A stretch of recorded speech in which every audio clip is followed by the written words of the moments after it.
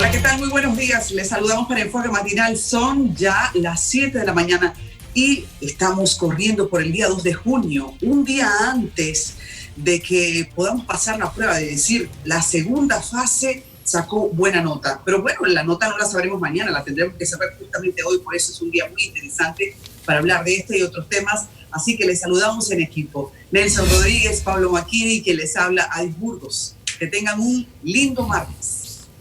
Amén, amén. Muy buenos días, Adis. Buenos días, país. Buenos días, República Dominicana. Aquí estamos, un día más. Fase 2, no hay debate. Lo cierto es que entre coronavirus y campaña electoral se nos está llenando a nosotros la agenda. Y esa es la línea. Vamos a ver cómo anda el país, cómo anda la economía. Y a ver cómo salimos de esta nueva etapa, que por cierto me llama mucho la atención como un chiste malo, que hoy se reinician las actividades del sector de transporte público, que hace 3 semanas que está funcionando. Esos son de los chistes malos para iniciar un programa muy serio. Señor Rodríguez. Buenos días, martes 2 de junio. A propósito de la seriedad, aquí hay un asuntico bastante serio. Atención, trabajadores suspendidos. Salió ayer la resolución del Consejo Nacional de la Seguridad Social que dispone mantener la afiliación al Seguro Familiar de Salud por 30 días más. Esa era una de mis principales preocupaciones, que aquí se lo manifestábamos cada vez que entrevistábamos a alguien de la Seguridad Social. Resulta que el trabajador suspendido, recuérdense que hay más de 900,000, tenía su seguro familiar de salud de él y de sus familiares vigente por 60 días, por 2 meses. Eso siempre ha sido así, pero ahora hubo una resolución y se ratificó después de la suspensión. Usted tiene su seguro vigente por 2 meses. Le decía yo a las autoridades, pero realmente las suspensiones son por 90 días, o sea, por 3 meses. Pero bien, salió ayer la esperada resolución. Un periodo de 30 días más, un mes más, los trabajadores suspendidos tienen derecho a su cobertura de salud. También los afiliados dependientes directos y los que cumplan con una condición, que aunque no estén trabajando, tengan menos de 21 años, que por lo menos estudien. Entonces, ya lo saben, esa resolución, la número 49301, apúntela por ahí, extiende el plazo de cobertura de las atenciones médicas a aquellos trabajadores que continúan siendo afectados por la suspensión por 30 días. Esto es vital, porque resulta que cuando se cumplen los 2 meses, y se han venido cumpliendo sucesivamente, porque la patronal no perdió tiempo, inmediatamente suspendió a sus trabajadores, no se pierde la afiliación a su seguro. Incluso mi recomendación es que le dé el mejor y mayor uso que pueda en estos días, pero hasta que usted cumpla los 3 meses de suspensión, tiene su seguro familiar de salud vigente. Lo recuerdo, esta es una información importante. Y cuando digo que aproveche, es porque no hay seguridad, no hay certeza de que la mayoría de trabajadores suspendidos puedan recobrar su empleo después que baje un poquito la marea. Lo otro es, casi a título informativo, ayer salieron los 2 decretos, el que tiene que ver con la extensión de la emergencia nacional por 12 días más y el decreto del toque de queda.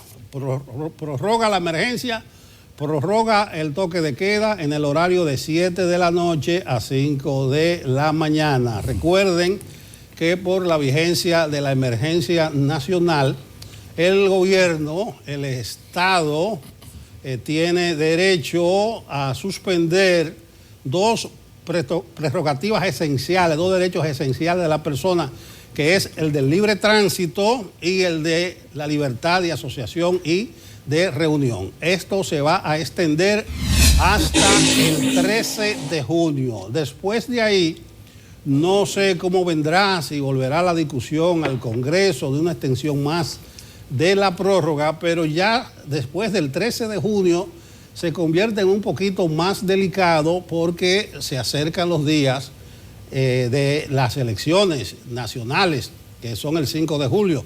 Entonces el gobierno, con la libertad de tránsito y la libertad de asociación en manos, podría decirse que compite, que corre con ventaja.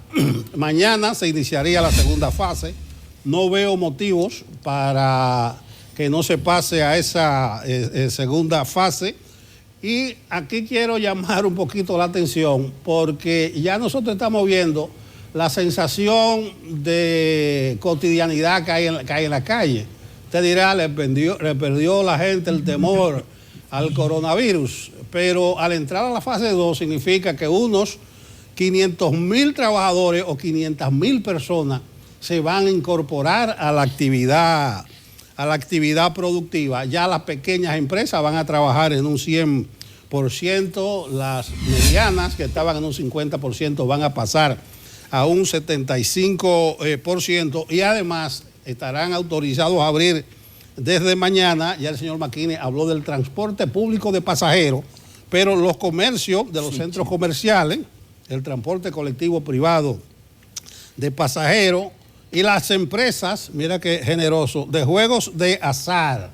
Ya comienza mañana las loterías y eso da una sensación de seguridad porque la señora que estaba en su casa ahora sale a jugar su numerito y ella, como va a volver a todo lo que hacía antes, va a pensar realmente que todo está normal. Entonces el gobierno tendrá que ingeniársela para que se mantengan las cosas esenciales del distanciamiento social, de la higiene personal, del uso de las mascarillas. Esa campaña hay que reforzarlo. Y atención a los creyentes, también se podrán iniciar a partir de mañana los servicios religiosos, pero solo los domingos, ya lo saben. Fase 2 a partir de mañana, Maquín. A mí me gusta de esto de que mañana se reinician las actividades del transporte público, porque hace como 3 semanas que a mí me decía la persona que me ayuda en la casa, en los asuntos de la casa, ¿no? Yo siempre la llevaba y la iba a buscar y la llevaba. Y me dijo, no, pero don Pablo, yo vengo en carro. Digo, no, usted no puede venir en carro porque no hay carro. Sí. O sea, hace más de 3 semanas que los carros de Concho andan funcionando como si nada. Y nada pasaba. Entonces ahora se anuncia eso. Entonces yo, para comenzar un programa está bien porque como chiste malo, ¿no? Me parece. Pero hay buenas y malas. Hay buenas noticias. Por ejemplo, esto de la tasa de recuperación sigue subiendo, 91.60. Eso es mucho y eso es muy bueno. Como es muy bueno que sigue bajando la tasa de letalidad, ya bajó a 2.86. Esas son 2 muy buenas noticias. Ayer, de los pocos días, creo que el 4º día en todos estos 70 días de crisis, que no hubo un solo muerto en las estadísticas presentadas por el ministerio. Y esa es una buena noticia. Lamentablemente, con unas van de cal y otras van de arena, apenas el 3,8% de los trabajadores que habían sido suspendidos pues se han reintegrado. Hablo de unos 905.121 trabajadores. Se reintegraron de esos 34.465. Eso da un poco la magnitud de la crisis económica que viene con esta crisis de salud. En el plano político, la noticia de hoy es la formalización de lo que ya uno había anunciado. No iba a darse el debate porque sencillamente la política tiene sus juegos y esto es un asunto, como tantas cosas en la vida, de riesgo-beneficio.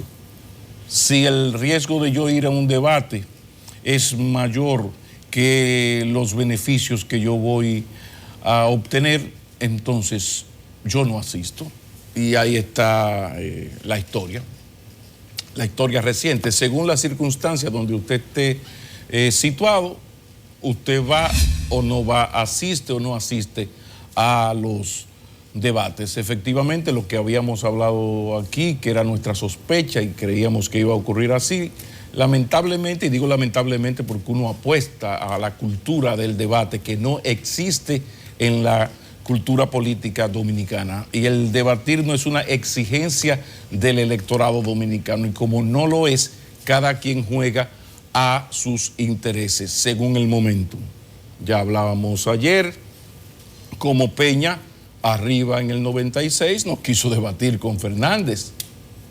Se entendía, tenía un 13% Fernández. Y era o no un demócrata, José Francisco Peña Gómez. Por favor, por favor, por favor. Si aquí ha habido 3 políticos, ejemplos de democracia y de pensamiento avanzado y de propuestas socialmente positivas, ese se llama José Francisco Peña Gómez. Ahora es un asunto de pura política. Y las cosas así han ocurrido cuando Leonel le tocó enfrentarse a Vargas Maldonado, dijo que no se conceptualizaba. Y yo decía, no es que no se conceptualiza, profesor, es que usted está demasiado arriba para arriesgarse a ir a un debate. ¿Para qué? Y así las cosas han ido en esta oportunidad. Como ayer habíamos advertido, Abinader no puede cometer el error de asistir a un debate donde no esté Gonzalo Castillo y donde él se enfrenta al señor que en 3 semanas le va a apoyar y él necesita que le apoye para ganar la segunda vuelta. Igual pasa con Gonzalo Castillo. En un momento se pensó que Gonzalo Castillo estaba orejeado de esto. Podía exigir a Ángel que fuera más democrática y que participaran los 5 candidatos. El problema es que había un riesgo ahí, es que Ángel podía decir, sí, está bien, vamos los 5. Entonces ahí Gonzalo Castillo iba a tener un problema. ¿Por qué? Bueno, porque a Gonzalo Castillo no le conviene, no le conviene. Yo hace más de una semana escribí que en ese debate solamente uno gana. Leonel Fernández ni empataba ni perdía, solo ganaba. Si se daba, Abinader arriesgaba y podía ganar y podía perder. Y en el caso de Gonzalo Castillo no había posibilidad de que empatara ni de que ganara. Solo podía perder. ¿Y dónde está el meollo? Porque aquí se arma siempre la misma discusión. En el centro de todo esto, ¿en qué está? Bueno, señores, la cultura política. O sea, si el yo no asistir a un debate a mí me va a costar un porcentaje importante de popularidad, entonces yo me lo pienso. Ahora, si a mí no me cuesta nada, entonces, ¿qué se está haciendo? Bueno, los políticos, porque el político es enamorado de una cosa y de tener el control. O sea, el político no le gustan las actividades donde él no tenga el control. Y en un debate en vivo, en directo, con 1 o 2 contrincantes, usted no tiene la posibilidad de controlar nada. Después que digan muy buenas noches, ahí no se sabe lo que va a ocurrir. Entonces ahí está la situación. Yo creo que lo que importa es que Ángel siga trabajando y todos sigamos aportando para crear una cultura política que existe en países como España o Estados Unidos. Y cuidado, que en España en su momento, yo recuerdo en un momento en donde a Rajoy no le convenía, siendo presidente, ir en un momento difícil, ir a un debate, y no fue. Bueno, porque los asesores se sentaron. Esto es un asunto de visión democrática de los candidatos, buena fe o mala fe, amor o no amor a la patria. No, esto es un asunto de números. Entonces van o vienen según las circunstancias. Aquí está, en el caso nuestro, la situación es muy difícil. ¿Por qué? Porque en la cultura política dominicana no está la exigencia. Sería fantástico que nadie pudiera ser senador, diputado, ningún cargo electo, sin sentarse frente, qué sé yo, en los pueblos, que sea en Radio Ambiente, vamos a sentarnos. ¿Qué usted piensa? El otro que piensa, ¿por qué tal cosa? A decirse verdes y maduras con cierto nivel de respeto. Sería fantástico. Pero esa no es la realidad. Uno lamenta mucho todo esto y vamos a tener que seguir creando esa cultura política que hoy no existe. Pero aquí, como yo les digo, esto es un asunto de riesgo-beneficio. Si el yo arriesgarme a participar, ese riesgo es mayor que los beneficios que obtengo si participo, sencillamente yo no participo. Por eso todo este asunto. Ahora, por ejemplo, el gran interesado en debatir por qué es más o menos demócrata que los otros. No, por su momento político Fernández le conviene. Era menos demócrata Fernández cuando no quería debatir siendo presidente por los aires, 50 y tantos % de aceptación y de intención de voto. No, era político. Y todo se resume a riesgo-beneficio. Por ahí anda la cosa, señor Rodríguez.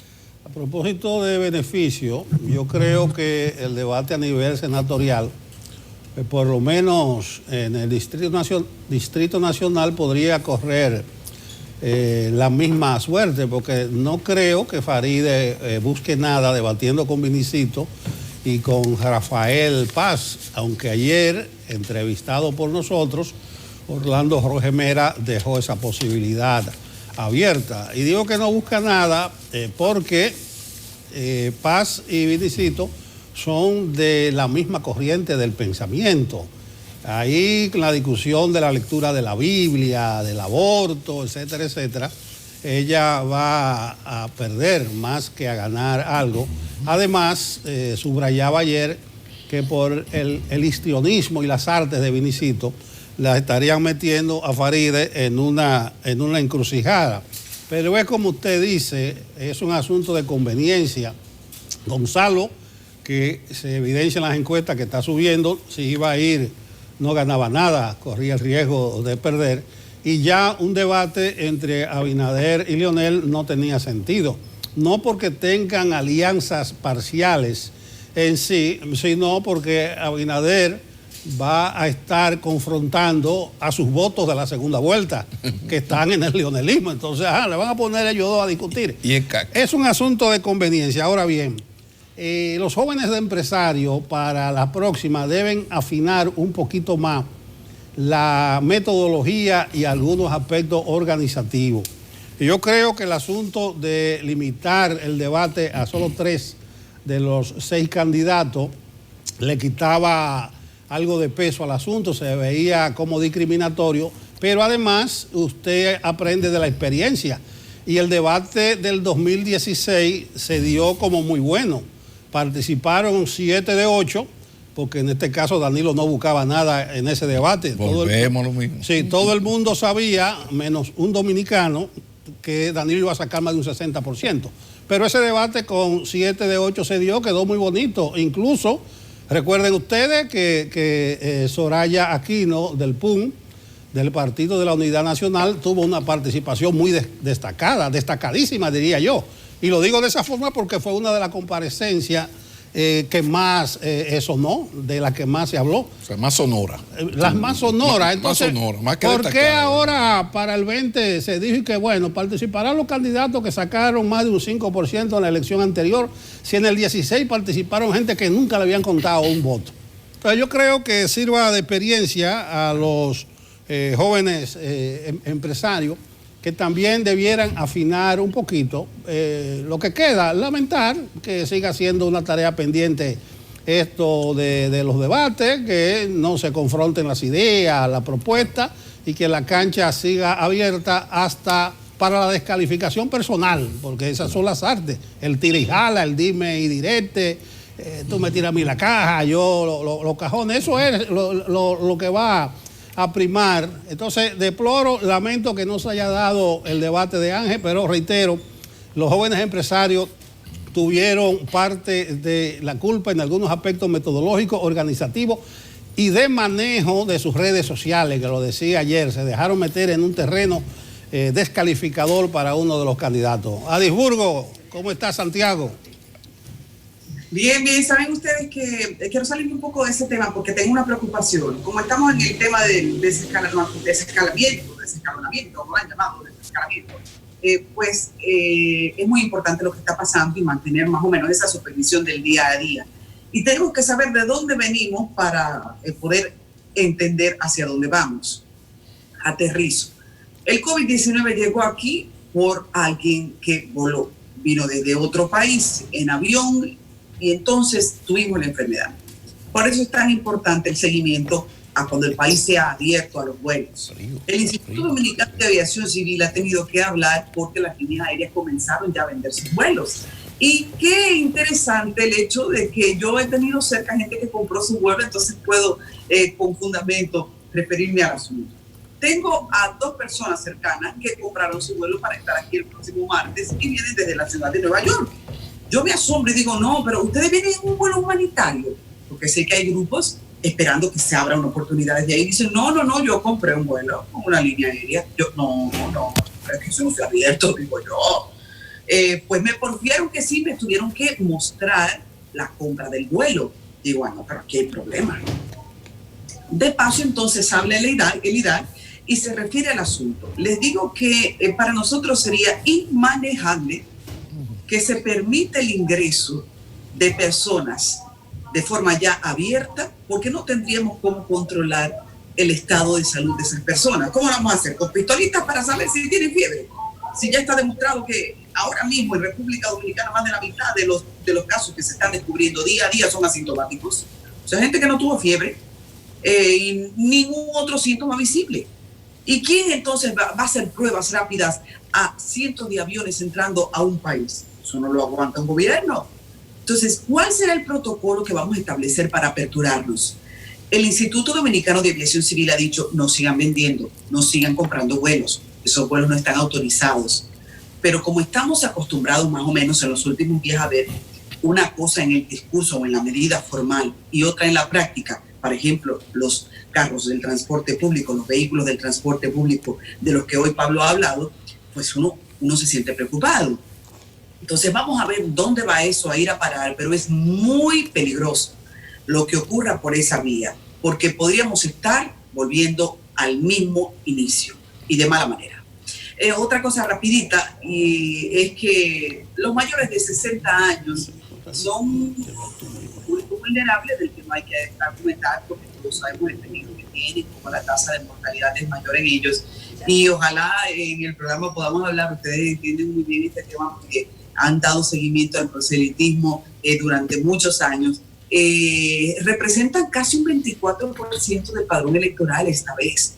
Y mira cómo se andan matando los que tienen 5%, los que pueden aportar 2%, que consideran que tienen ahí agarrado a Dios por un manto para las próximas elecciones. Imagínense entonces cómo hay que celar a un grupo que está por encima del 20% para las próximas elecciones. Un grupo que no siente confianza necesariamente de salir a la calle, que en todas las decisiones que se están tomando para aglomeraciones o hasta para los cultos religiosos se dice, vengan todos menos los de 60.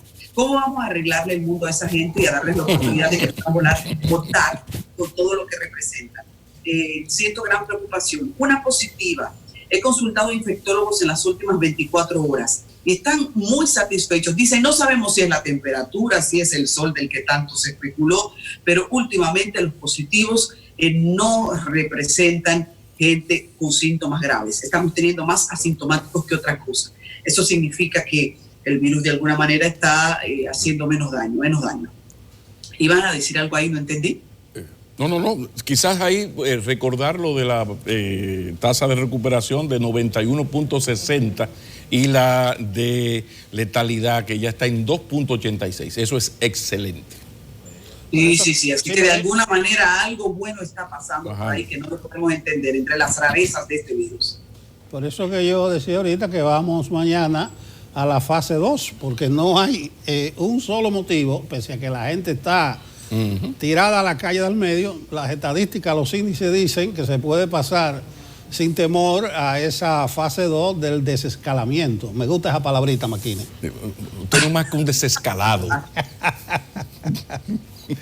Bueno, muy bien. Gracias. Yo quería puntualizar algo, volviendo un poco al tema anterior, de esto del talante democrático. ¿Por qué uno le tiene mucha estimación y admiración a Farideh Raful y ha presentado muestras de que es una persona con un alto sentido de los valores democráticos? Ahora, yo creo que no debe asistir a ese debate, y no por Rafael Paz, sino por Vinicito. Vinicito Castillo Semán lo conocemos y el consejo es sencillo. Si Castillo Semán y respeta en las redes sociales, incluso a gente amiga, de un trato cercano y cordial, ¿qué será de un debate entre Castillo Semán y Farideh Raful? Farideh Raful que solo puede perder en un debate así porque tiene todo para perder, mientras que el otro no tiene nada que perder. La Fuerza Nacional Progresista creo que nunca ha llegado, ha pasado de 0.44, que fue lo que sacó en las últimas elecciones. Sí, como ustedes lo oyen, 0.44, 0.36. Karim en el Distrito Nacional sacó más votos, en número de votos, que la Fuerza Nacional Progresista a nivel nacional. Entonces, en un contexto así, conociendo el comportamiento de Castillo Semán en las redes hacia gente amiga, de relación cordial de toda la vida, el nivel de irrespeto, no quiere uno imaginarse lo que podría hacer Castillo Semán con una candidata que tiene el carril de adentro muy de adentro, muy cómoda en un primer lugar. Así que esa es una muestra más de cómo usted puede ser muy demócrata, pero no creo que sus asesores le permitan ir a ese debate. La última decisión siempre la tiene el candidato, pero ojalá que no por el bien de su propuesta política. Bueno, pero reitero, tanto Vinicito como Paz coinciden plenamente con parte del pensamiento conservador de la sociedad. Incluso entran en franca contradicción con Farideh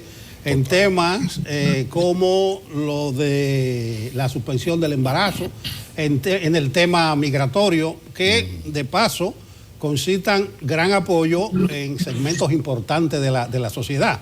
O sea que el discurso de Farideh luciría menos simpático, independientemente de su contenido, que el que enarbolen Vinicito y Rafael Paz. Y por último, a la pausa, a ti te gusta hablar de porcentaje, que 0.44%. A mí me gustan los números fríos, secos, tiesos. Hubo candidatos de esos que están ahí que sacaron 600, menos de 700 votos el 15 de marzo. Entonces yo no lo digo en términos de porcentaje, sino en términos de votos.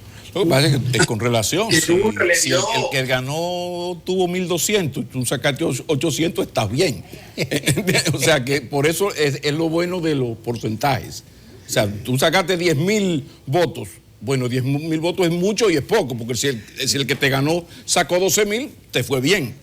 Ahora 0.44. Y Karim, que no sabía qué hacer con su vida, de que, coño, déjame meterme a ser aspirante a alcalde del distrito, Karim, mi amigo Karim. Entonces Karim va y se lanza a ser candidato. Pues mire, Karim sacó más votos y un más alto porcentaje que 11 de los 26 partidos que participaron en las elecciones pasadas. Eso es un dato interesante, más bien en las del 2016. Bueno, decir. A la pausa, dice el amigo, yo tengo uno de 4, o sea, que tiene 25%, pero el otro tiene el 75%, así se oye mucho. Señores, vamos a hablar un poco de economía en la entrevista principal de hoy, a la pausa.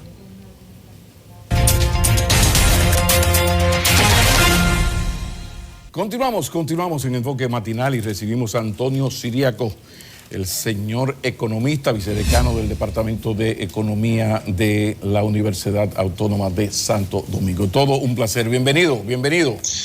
Buen día, Pablo. Buen día, Nelson. Gracias siempre por la invitación y la amabilidad que ustedes tienen.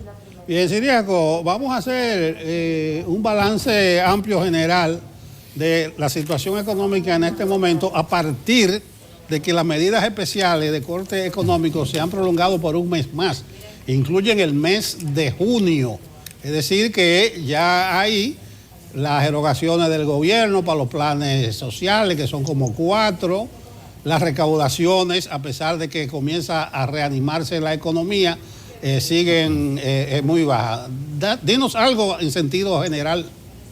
Mira, yo pienso que todo este proceso de reapertura en fase de la economía dominicana era básicamente una necesidad, incluso hasta una presión por parte de un sector importante del empresariado dominicano, pero también por la misma característica de la economía dominicana, de que hay un sector muy grande que es informal, que vive del día a día. Y yo creo que también los mismos resultados de hasta ahora que se han visto de todo el proceso, vamos a decir, de cuarentena, de toque de queda, las medidas que se han tomado, hasta ahora la tendencia es que todo el problema del coronavirus ha venido dentro del contexto y viendo, por ejemplo, las variables de la tasa de letalidad, el número de contagiados, las informaciones oficiales indican que han venido cediendo. Sin embargo, entendemos nosotros que con todo esto hay que tener mucho cuidado con los rebrotes que eso pueda tener, y eso está siendo también visto en otros países, ¿no?, que han reaperturado la economía, pero siempre con la protección y con el cuidado posible. Ahora, dentro de ese contexto, también ha habido un proceso importante de compensación sobre la base de que la economía dominicana este año, al igual que todas las economías, va a tener una caída, una contracción importante. Una economía que creció el año pasado alrededor de 5.3, posiblemente en el mejor de los casos tenga un crecimiento cero. Eso significa una contracción de un 5%. Y quizás hay otras instituciones multilaterales que dan otro tipo de pronóstico, pero en realidad dar un pronóstico definitivo dentro de una situación en curso, dentro de una crisis sanitaria en curso, es un tanto arriesgado. Pero sí, obviamente que las economías va a tener una contracción. Dentro de ese contexto ha habido un conjunto de políticas públicas, de política de compensación para compensar esa caída del ingreso generado precisamente por la situación del distanciamiento físico que han tenido muchos trabajadores de sus empresas, lo cual ha generado una contracción de la producción en los sectores productivos. Y en ese sentido, el gobierno como todos saben, ha creado una serie de programas, el programa Quédate en Casa, el programa PATI, el último que creó para una cantidad importante de personas informales, y también los programas para compensar a los empleados formales que han perdido su trabajo o han sido suspendidos, el programa fase 1 y fase 2. Todo esto, según informaciones oficiales, implicó una erogación hasta el mes de mayo de 57 mil millones de pesos. Pero además de eso, también hay que tomar en consideración que eso es la parte fiscal. Por el lado de la parte monetaria, como todos sabemos, ha habido una especie de estímulo y de colocación de recursos al sector financiero y básicamente a la banca privada por parte del Banco Central de alrededor de 120 mil millones de pesos, de los cuales de esos 120 mil millones de pesos se han colocado alrededor de 65 mil millones. Obviamente que estos recursos que el Banco Central ha puesto en manos del sector privado y básicamente del sector financiero, no todo se ha colocado, y obviamente no es una colocación directa como lo que hace el gobierno. El gobierno inmediatamente identifica a los grupos vulnerables y le deposita directamente. Aquí hay un elemento intermediario, y todo esto en ese sentido implica que gran parte de esos recursos, lo más probable, el sector privado no lo ha gastado, ¿verdad? Porque es un proceso que conlleva ver cómo se comporta la demanda y una serie de elementos que van a depender mucho de la política fiscal. De manera que ese es el contexto a nivel interno. A nivel internacional, porque hay que analizar la economía dominicana también, no solamente en función de las características internas, sino también del entorno internacional, porque los sectores dentro de esta crisis que más han sido afectados son sectores que han estado orientados hacia el exterior. El caso, por ejemplo, del sector turismo, que prácticamente está paralizado y donde el impacto ha sido bastante fuerte, y que obviamente la recuperación de este sector va a depender mucho de la recuperación de los países donde la República Dominicana recibe importantes gruesos de turistas, como el caso de Estados Unidos, el caso de la Unión Europea, pero también el caso de las remesas de dominicanos que viven en el exterior y básicamente en tres zonas, en tres países como Estados Unidos, el caso de España, el caso de Italia, que han sido de los países más afectados y donde generalmente el 90% de la diáspora dominicana envía las remesas. Y el caso muy particular de la economía norteamericana, que es preocupante porque va a tener una caída, una contracción de más de 5%, y todos sabemos la vinculación que hay entre ambas economías y que gran parte de las exportaciones de zonas francas van a ese mercado. Es decir, yo creo que este va a ser un año, al margen de todo, para todos los países un año perdido. Va a ser un año donde el gobierno tendrá que tomar medidas constantes para tratar de mantener el nivel de demanda, esperando que el sistema sanitario, a partir del descubrimiento de una vacuna o la puesta ya en manos de la sociedad de una vacuna, pueda romper un tanto todo este temor y este distanciamiento de carácter físico que hemos tenido. Y evidentemente es una situación sobre la cual está supeditada la economía dominicana y la economía mundial. No hay que olvidar que la economía mundial, según los pronósticos incluso del Fondo Monetario Internacional, va a tener una contracción de un 3%. De manera que yo creo que hasta ahora las medidas que se han tomado en ese sentido son medidas que han venido a contener la caída estrepitosa de los ingresos de una parte importante de la población. No hay que olvidar que en este contexto, en un país donde hay 10.500.000 personas, alrededor de casi 6 millones de personas están recibiendo de una forma u otra algún tipo de apoyo gubernamental. De manera que eso tiene un peso importante dentro de esta crisis. Y necesariamente el gobierno tendrá que en los próximos días o la próxima semana reformular, establecer un presupuesto complementario. Porque, por ejemplo, en el caso de las recaudaciones, las proyecciones, por ejemplo, que uno tiene, tomando en consideración los 4 primeros meses de recaudaciones, obviamente que posiblemente el gobierno termine con 120.000 millones menos de ingresos tributarios. Por lo tanto, eso implicaría que el déficit de este año, que se había proyectado inicialmente en 110.000 millones de pesos, posiblemente sea de alrededor de 230.000 millones de pesos, a casi un 4.5% del PIB. En ese escenario, tarde o temprano, la recuperación habrá de llegar y en algún momento esto tiene que mejorar. Llegará el momento del relanzamiento. ¿Cuáles tú consideras son las pautas, los pasos que debe un gobierno seguir en un momento como el que nos espera? Es decir, ya salimos de esto, se reactivó la economía. ¿Qué hacer amén de lo que ya se está haciendo? ¿Cuáles medidas tomar? Mira, yo pienso que lo primero que hay que inmediatamente esto salga, y gane quien gane, tendrá que llamar a un diálogo importante entre las fuerzas sociales, porque las medidas que hay que tomar no se pueden tomar de forma unilateral, en primer lugar. Eso es lo que le dará legitimidad a las medidas económicas, porque serán medidas un tanto de ajuste en muchos casos.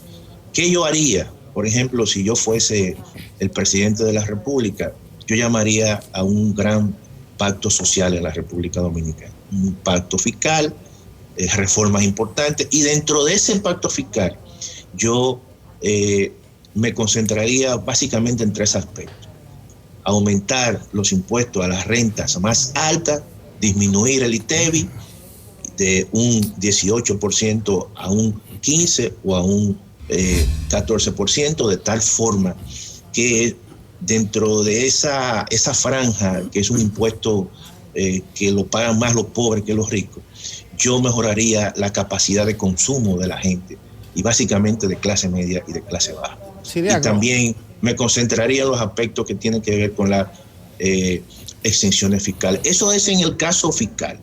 Obviamente que habrá que tomar otras medidas importantes de mejorar la calidad del gasto en ese sentido. Todo eso yo creo que necesita un proceso de legitimidad por parte del gobierno que venga. Bien, eso será ya agenda del próximo gobierno. Mencionaste la reformulación del presupuesto general del Estado. Ya está un proyecto en el Congreso, aunque no ha sido debatido ni se conoce en detalles. ¿Qué variaciones consideras tú que podrían hacerse en el presupuesto vigente actualmente? Escuché a alguien decir, bueno, hay 3.000 millones para asfaltado de calles. Eso podría ya, eso son una partida, un capítulo. ¿Cómo podría reformularse ese presupuesto? Mira, obviamente que el presupuesto se va a reformular en el sentido de buscar un mayor financiamiento al presupuesto actual. ¿Por qué? Porque ya con todo este impacto del COVID, el gobierno ha hecho uso de más de un 80% del financiamiento establecido. Estamos hablando de más de 4.000 millones de dólares. Fíjate que ya colocó todos los bonos que estaban consignados en el presupuesto. Entonces ahora, como el déficit se ha ampliado, estamos hablando de un déficit que posiblemente sea un poquito más del doble actual, tú tienes que buscar recursos para tú cerrar esa brecha. Y el gobierno tratará, en primer lugar, de contener algún tipo de gasto y reorientar otros gastos, por ejemplo, de algunas carteras a otras, tomando en consideración quizá lo más prioritario en este momento, que es la salud, ante todo. Y además, creo yo que va a hacer una emisión de bonos que pueden ser globales o también bonos de carácter interno, por quizás el hecho de tratar de que el coste de emisión sea mucho menor, pero evidentemente que va a tener que hacer emisiones de bonos como un mecanismo de buscar recursos para cerrar la brecha y que para todo el año evidentemente el gobierno pueda tener recursos disponibles en ese sentido, de manera que por ahí deben ir los tiros en la reorientación del presupuesto. Evidentemente que cambiarán muchas prioridades con respecto al gasto público. Claro. Quizás los proyectos que generen empleo, los proyectos de reactivación rápida, los proyectos de quizás mejorar determinado tipo de infraestructura, de mantenimiento, todo eso quizás se dará prioridad en ese sentido, porque también tú tienes que generar empleo. El Estado tiene que establecer un mecanismo de efectos multiplicador de tal forma que pueda también motivar al sector privado para que el sector privado pueda también reactivarse. Es decir, que yo pienso que el presupuesto y la reordenación que va a haber en el presupuesto se va a concentrar en aquellos gastos que sean gastos de infraestructura, gastos de mejoramiento, y también buscará un mayor nivel de financiación para cerrar la brecha del déficit que se ha generado. Antonio, la economía dominicana es dólar dependiente. Se sabe que esta crisis ha agarrado al Banco Central con una buena cantidad de reservas, pero ¿cuál es la lectura que tú das? ¿Cómo tú ves el futuro de la relación dólar-peso en estas circunstancias económicas? Mira, Pablo, el mercado cambiario está reflejando dos elementos importantes. Sí. Un elemento que es extremadamente objetivo, que es una caída de los sectores generadores de divisas. Eso no se puede negar. Incluso las estimaciones que ha hecho el mismo Fondo Monetario Internacional indica que la República Dominicana, en el menor de los casos, va a dejar de percibir más de $6.000 millones por caída, por ejemplo, en el turismo, menos remesas de dominicanos en el exterior, menos inversión extranjera y una reducción de las exportaciones a los principales mercados donde exporta la República Dominicana. Y eso achica la oferta en el sector, en el mercado cambiario. Pero además también hay un componente importante. Hay un componente que tiene que ver con el componente de precaución, con el nerviosismo, con ese famoso espíritu animal de la gente, del empresario, del agente económico, que cuando hay crisis, generalmente, y si son sectores que usan de manera importante divisa para importaciones de materia prima, sencillamente compran hoy para evitar que mañana el precio siga subiendo y sea mucho más costoso. Por lo tanto, eso genera en esta coyuntura una demanda que es mucho mayor que la oferta. Y eso se refleja evidentemente en un incremento en el tipo de cambio. Déjame decirte lo siguiente. Sí. Cuando tú analizas la cantidad de depósitos que se han convertido a dólares durante estos meses, se ha incrementado. Estamos hablando de más de 31.000 en pesos, si tú lo conviertes a dólares, más de 31.000 millones de pesos. Es decir, estamos hablando de más de 500 millones de dólares. Todo eso son depósitos de pesos que se han convertido en dólares. Por lo tanto, hay una presión importante. Posiblemente el dólar este año va a terminar muy por encima, su tasa de depreciación muy por encima de lo estimado en la programación monetaria del Banco Central. Posiblemente termine por encima del 9%. Eso significa que el tipo de cambio puede quedar un poquito más en promedio si el Banco Central obviamente tiene que intervenir por encima del 60%, del 60%. La semana pasada, muchos agentes económicos hicieron transacciones al 60%, pero otros, incluso me consta eso, para pagar seguros internacional, seguros médicos internacional, le estaban vendiendo el dólar al 65 por 1. Por lo tanto, hay dos tasas, hay una tasa que es la oficial y hay una tasa que es la extraoficial. De manera que en la medida que esta situación siga y esta incertidumbre siga, yo creo que el Banco Central va a estar en una constante inyección, intervención de ese mercado. Por eso pienso yo, que en el presupuesto del año que se va a reformular van a buscar recursos en dólares, como también un mecanismo de romper expectativas negativas, de tal forma que cuando se anuncie que le entraron $1.000 millones al Banco Central o a la Reserva, que eso calme un poco las expectativas. Pero siempre va a haber esta presión por una situación que es sumamente objetiva, que es que en sentido general los sectores productivos orientados hacia el exterior han tenido un impacto muy negativo en este año, sí, en estos meses. Volviendo al entorno internacional, pero desde otra perspectiva, no la del coronavirus, ya hay indicios de que se reanima una guerra comercial entre Estados Unidos y China, o por lo menos que hay puntos de discordia. A eso agréguele usted lo de Hong Kong, que es un tema muy sensible por ser un centro financiero mundial.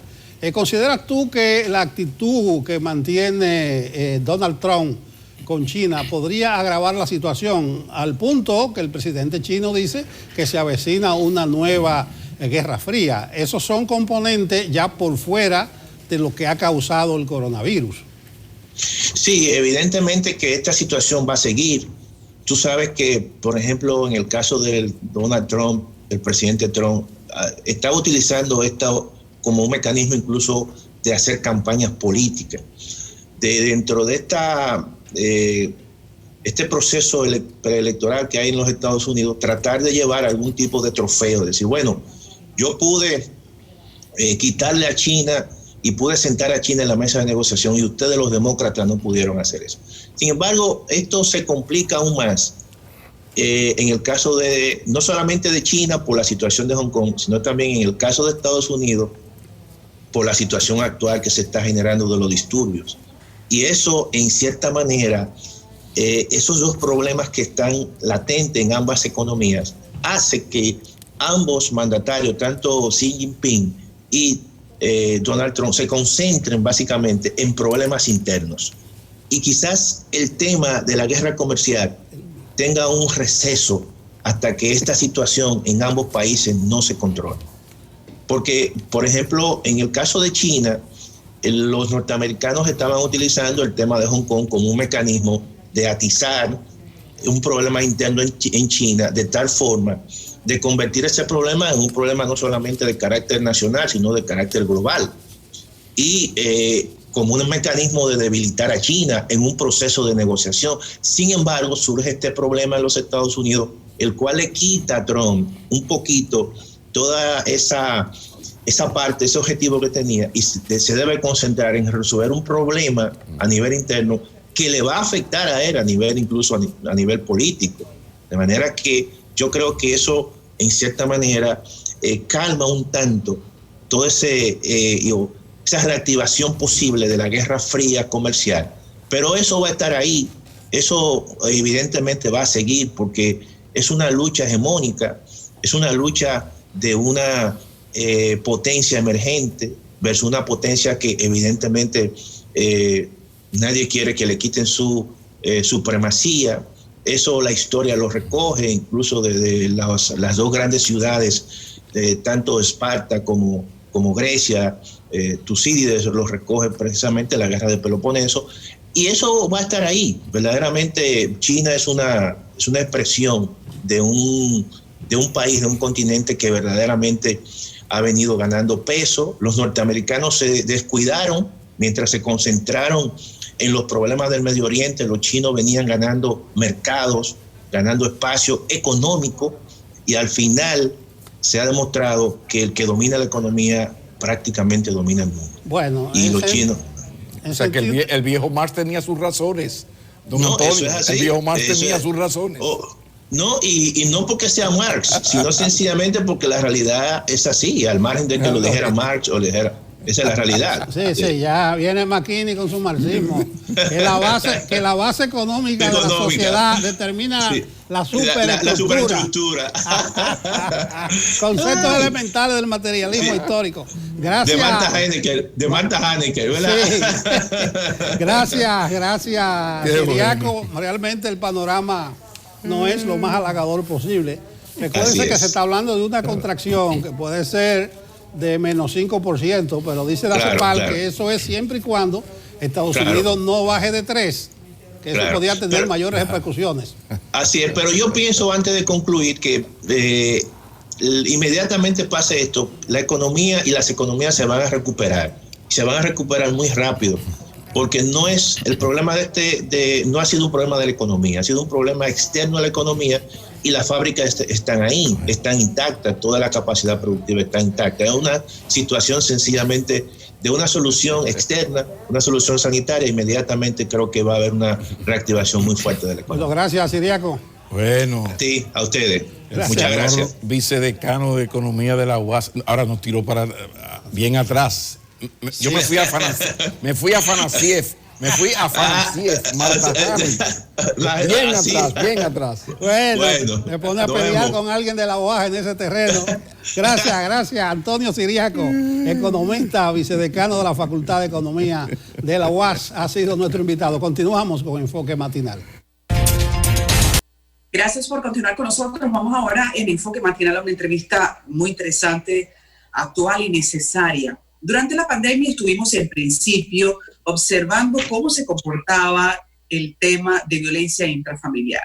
Los primeros días podríamos decir que parecía que tendríamos muy buenos resultados, pero bastó dejar correr un poco el tiempo para que nos diéramos cuenta que había un gran monstruo escondido, y que escondido era tan o más peligroso que en los días comunes. Hablaremos de la masculinidad, hablaremos de ese tema de violencia de género, y para eso he invitado a Carlos Campillo, que es especialista en políticas públicas de masculinidad, género y derechos humanos. Hola, buenos días, Carlos.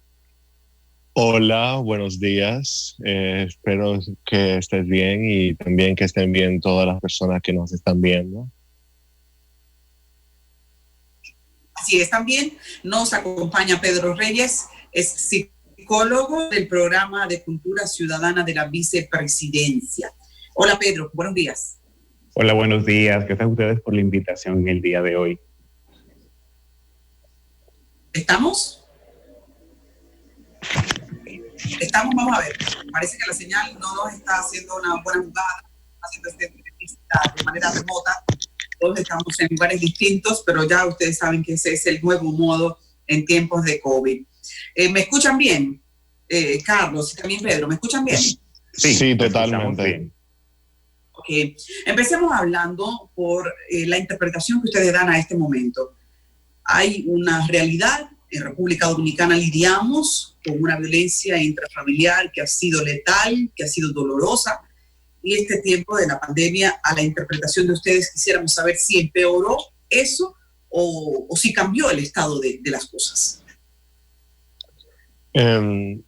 Bueno, la realidad es que la situación actual de pandemia relacionada con el COVID-19 ha significado un incremento en todas las desigualdades sociales, incluyendo el tema de igualdad de equidad, lo relacionado con el tema de igualdad de equidad de género, es completamente visible. O sea, las situaciones de confinamiento social que ha significado esto ha impactado directamente, si analizamos desde una perspectiva de género, o sea, de una perspectiva que podemos analizar las diferencias culturales y sociales que existen entre hombres y mujeres. Vamos a poder ver los impactos diferenciados que han habido entre estas personas por su sexo. En el caso, por ejemplo, de los varones, se ha significado un incremento, por ejemplo, en el tema de las violencias y en el tema también de enfermedades relacionadas con el confinamiento, como es la depresión. En una sociedad que ha construido la identidad masculina, como a los hombres como proveedores económicos, los hombres como sostenes, los hombres como símbolo de fuerza y de poder, dueños del espacio público social, estar en un espacio de confinamiento o muchas veces perder su trabajo por la situación relacionada a la pandemia significa entrar en una situación de depresión. Por ende, si analizamos, por ejemplo, el promedio de suicidios entre hombres y mujeres, se estima que el 88% de los suicidios que ocurren tienen como víctima a los mismos hombres. Y está relacionado por una sociedad y una cultura donde es muy difícil que los hombres puedan acudir a pedir ayuda o puedan acudir a un psicólogo, o por la construcción cultural de que los hombres no pueden expresar sus sentimientos, sus emociones. E igualmente está la relación con la violencia basada en género, que en estas situaciones de confinamiento y de pandemia se tienden a empeorar y expresar, y eso lo podemos ver, por ejemplo, en las cifras que maneja el Ministerio de la Mujer a través del Observatorio de Igualdad y Equidad de Género. Hemos encontrado que, por ejemplo, se estima que cada día 22 personas, principalmente mujeres, denuncian violencia que son recibidas principalmente por sus parejas o personas, miembros masculinos que forman parte de su entorno familiar.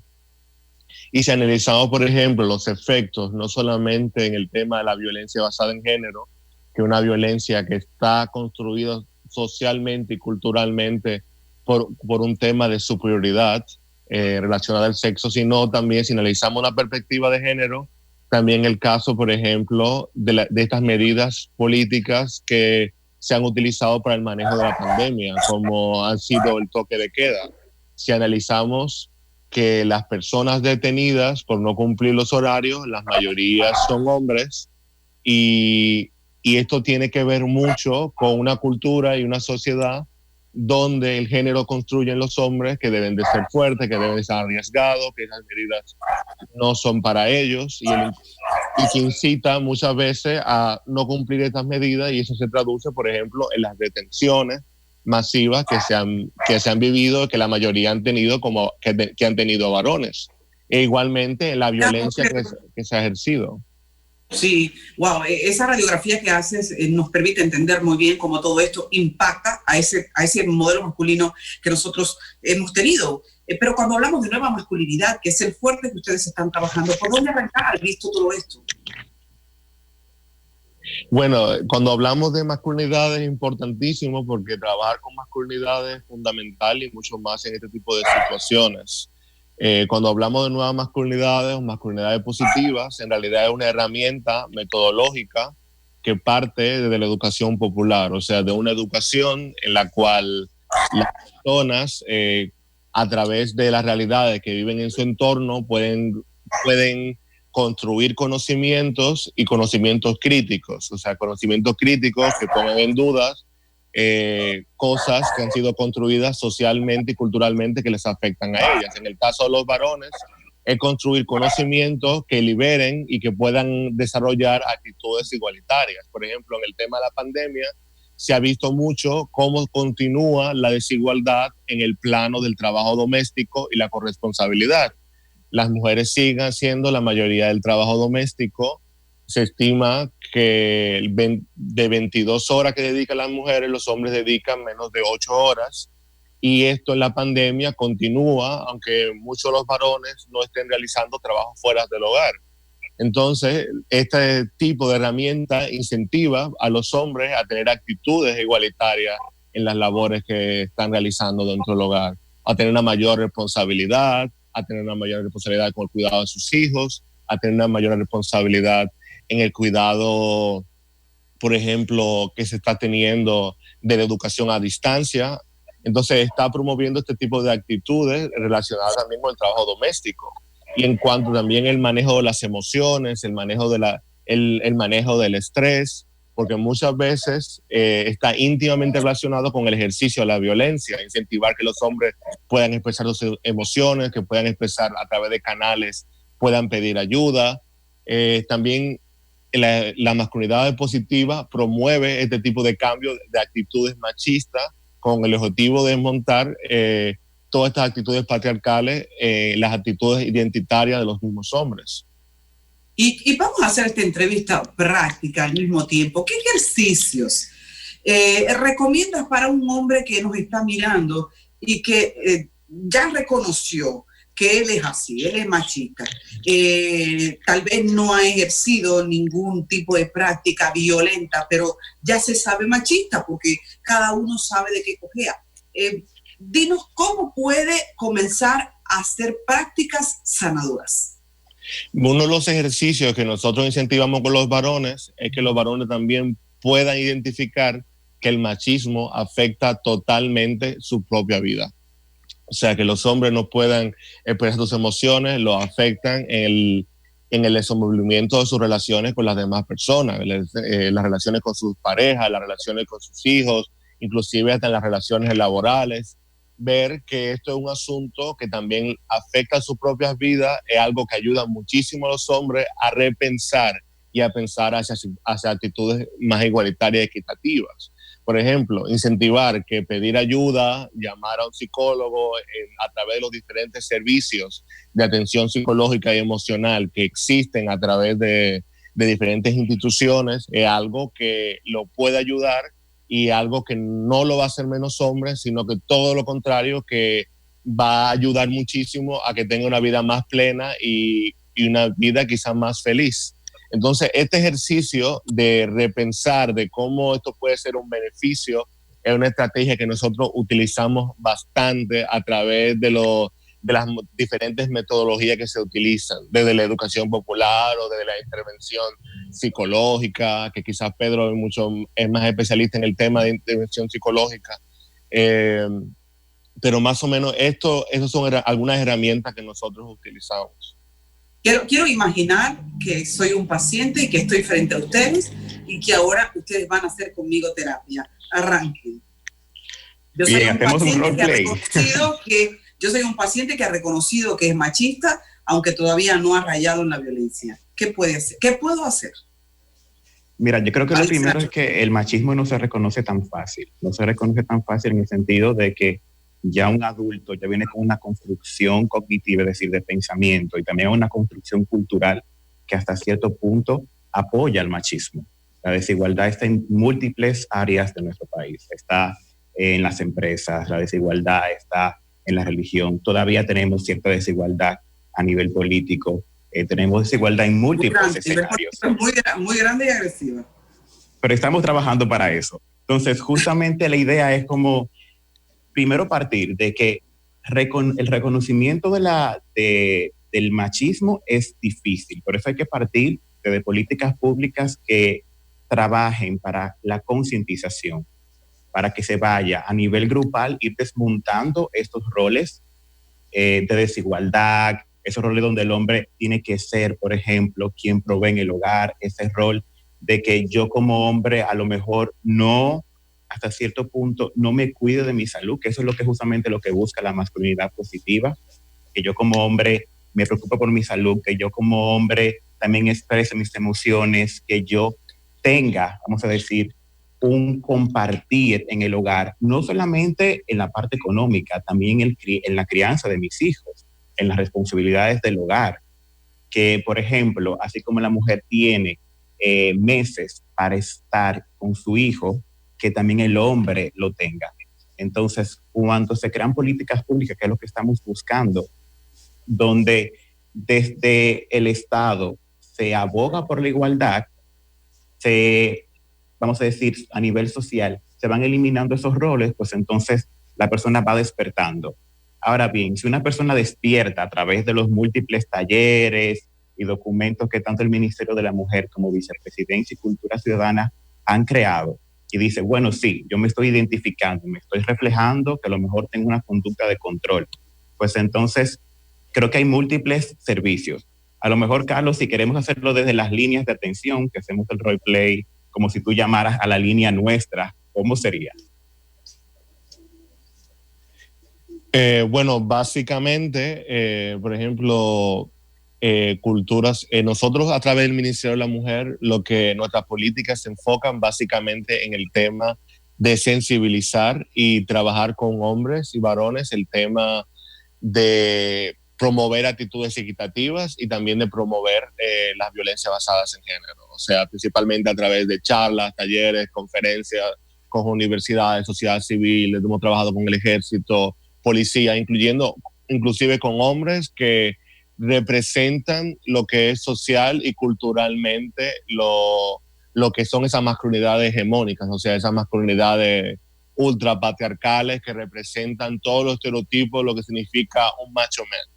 Entonces, increíblemente, en las experiencias de trabajo que hemos tenido con estos hombres, los resultados que hemos tenido es que muchas veces los varones, dentro de los prejuicios que tenemos culturalmente de que no, que es imposible o que es difícil, totalmente lo contrario. Los varones, dentro de estos espacios, que muchas veces son espacios masculinizados porque son talleres que en la mayoría de los casos, la mayoría son hombres o tienen mayoría de hombres, son espacios que se vuelven extraordinarios porque muchos de los hombres comienzan a expresar sus emociones, a hablar de sus experiencias vividas, comienzan a repensar otro tipo de actitudes y que son espacios interesantísimos porque son espacios que social y culturalmente no se tienden a tener. O sea, los espacios de socialización entre hombres son espacios donde se habla de política o se habla de béisbol o se habla de romances o se habla de otro tipo de conversaciones. No se también habla de labores domésticas, Carlos, que es importante mencionar. Por ejemplo, en Vicepresidencia tenemos un programa que es Familias en Paz en particular, donde se busca de que el hombre aprenda a hacer labores, por ejemplo, como cocinar, y ver cómo que esto no afecta a tu masculinidad.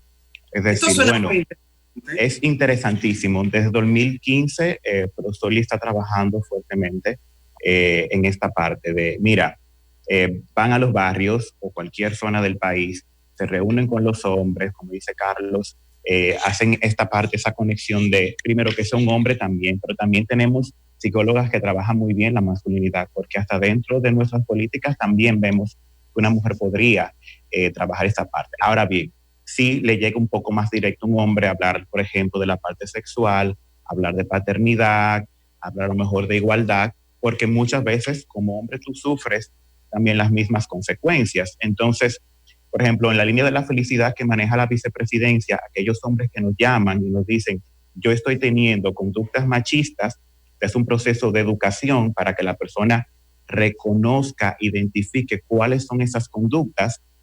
Se hace todo desde la empatía, es decir, no te vamos a juzgar por lo que tú hiciste, porque justamente nuestra línea de trabajo es una línea de contención y de orientación, es decir, bueno, yo te recibo en nuestros servicios, yo te reeduco para que justamente tus relaciones de pareja, tus relaciones afectivas sean mucho mejores. Donde se trabaja la igualdad. ¿Sí? Sí. Está muy interesante, quiero seguirlos escuchando, pero nos han dicho que se acabó el tiempo, así que me gustaría compartir las vías de comunicación, las vías de enlace que hay para que cualquier interesado pueda aproximarse a ustedes. Yo pienso que si ahí se aceptan voluntarios, yo soy la primera que para las próximas semanas se va a estar juntando, porque me encanta mucho lo que estoy escuchando y creo que hace falta más enlaces para esa clase de círculos. Bueno, en la línea de la felicidad, que es la línea que tenemos para contención y orientación psicoemocional, que está destinada también en gran parte a hombres, nos pueden llamar gratuitamente de lunes a viernes, de 8 de la mañana a 5 de la tarde, marcando del celular asterisco 321. Asterisco 321 del celular, usted se comunica con la línea de la felicidad. También aquellas personas que quieren llamar de un número local lo pueden hacer desde el 809-518-8967, y los que están en el interior también nos pueden llamar al 809-200-0191. Importante, además de esta línea, tenemos múltiples talleres, como los talleres del Real Cariño. También tenemos un taller nuevo hermoso. ¿Y cómo están haciendo, rapidito? Cuéntame rapidito cómo están haciendo durante la pandemia. ¿Los talleres son vía internet? Exacto, los talleres son online. Ya hemos trabajado con empresas, con colegios, con iglesias, y es interesante ver cómo las personas se están conectando para recibir tanto la parte de emoción y también talleres en emoción y también talleres respecto a la prevención de violencia. Ok, debemos terminar, caballero. Me faltó que nos digan, nos comunicamos con la otra línea. Bueno, a través del Ministerio de la Mujer hacemos un llamado que a las personas que denuncien si están viviendo situaciones de violencia nos pueden llamar, nos pueden contactar a la línea asterisco 212. Igualmente nos pueden contactar llamando al número del Ministerio de la Mujer, que está en acceso en cualquier página de internet, y a través de la Dirección de Educación en Género estamos ofreciendo capacitaciones en temas de masculinidades a todas las instituciones, organizaciones o personas que estén interesadas en trabajar esta temática. Pueden conformar grupos, entonces de facilitadores. Bien. Exacto. Pues muchísimas gracias. Gracias a Carlos Campiño y también a Pedro Reyes por poner esta información importante a ustedes. También en el contexto. Muy buenos días. Vamos a una pausa. Gracias.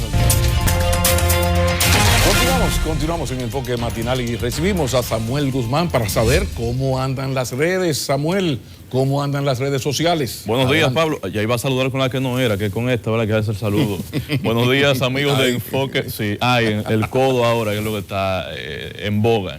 Amigos de Enfoque Matinal, las tendencias en las redes. ¿Cómo andan las redes? Bueno, las redes andan de pleito en pleito.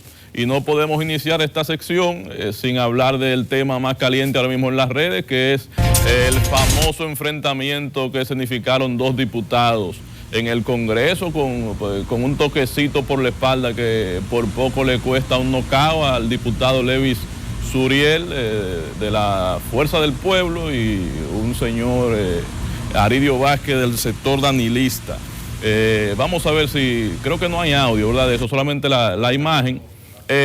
Lo que sí podemos ver, que podemos colocar, es un tuit que posterior a ese enfrentamiento a los puños, que se volvió un cuadrilátero ahí el Congreso el pasado sábado, un tuit que colocó, ese es Levis Suriel, el que dio por la espalda el golpe al señor Aridio Vázquez, que es este que está por aquí, y Aridio colocó un tuit ahí alusivo a ese enfrentamiento. Vamos a ver lo que dice por aquí. Los de la oposición en el Congreso, motivados por la desesperación, han desatado una embestida de ataques e insultos, llegando hasta agredir colegas del oficialismo. Es común que eso ocurra cuando las encuestas no los favorecen en ninguno de los escenarios. Ay, pero difícil, señores. Ahora, hay un talento ahí desperdiciado, porque Vázquez tiene una buena derecha y una buena izquierda. Yo siento como que lo jamaqueó, ¿qué se dice? Sí. De un lugar a otro se movió un poco, aunque posteriormente Levis dijo que no, que eso no hubo ningún enfrentamiento, nada, que eso fue un malentendido y que aparentemente eso que usted ve ahí que sucedió, no sucedió nada. No sé, como que las cosas son y no son, es lo que él quiso decir. Yo no acabé de entender, pero al fin y al cabo, no sé a quién felicitamos de los dos, si a Levis o a Aridio. ¿A quién de los dos felicitamos? Para seguir en las líneas de los debates y los enfrentamientos, un video cortito, pero que igualmente vincula a funcionarios, en este caso un regidor de Navarrete, en la sala capitular en el área del parqueo. Sacó un arma en un confuso incidente muy corto, pero que muestra el momento. Mire usted por ahí.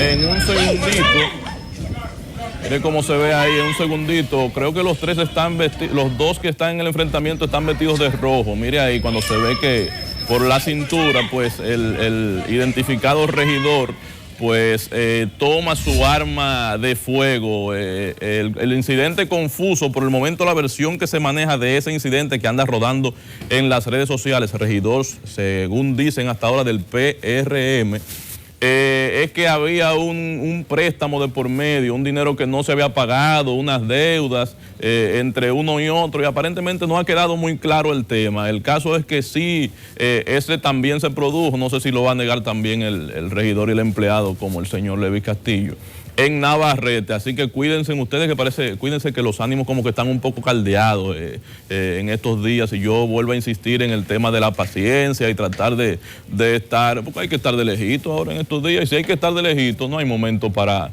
peleas. Señores, ¿ustedes se acuerdan de Puerto Plata, que hace un par de semanas estuvo siendo protagonista de un peregrino y de un grupo de gente en la playa y motoristas y demás? Bueno, pues el pasado fin de semana otro grupo de personas volvió a romper el distanciamiento, en esta ocasión con unos cuantos tanques para GLP, y según las versiones, esas personas esperaban al señor Gonzalo Castillo o al equipo de Gonzalo. No me imagino que Gonzalo iba a descender ahí a suministrar GLP a esos comunitarios, pero el caso es que una vez más se rompe el distanciamiento, de más medidas, algunas personas sin mascarillas, esperando supuestamente un abastecimiento de GLP ahí en Puerto Plata. Así que Puerto Plata aparentemente sigue sin entender la importancia de mantener, Pablo, las medidas de distanciamiento y demás para seguir mejorando, así como indican los números que aparentemente vamos mejorando.